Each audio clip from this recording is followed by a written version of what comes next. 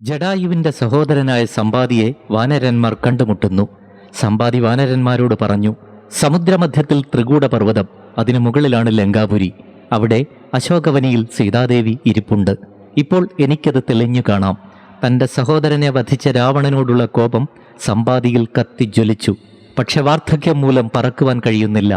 അപ്പോൾ സമ്പാദി ആ കഥയോർത്തു.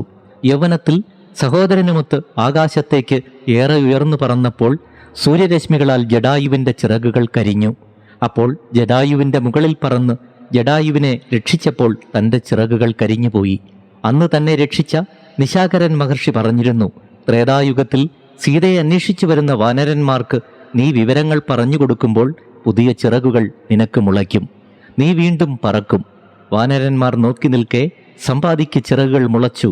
രാമനാമം ഉരുവിട്ട് സമ്പാദി ആകാശത്തേക്കതാ പറന്നുയരുന്നു.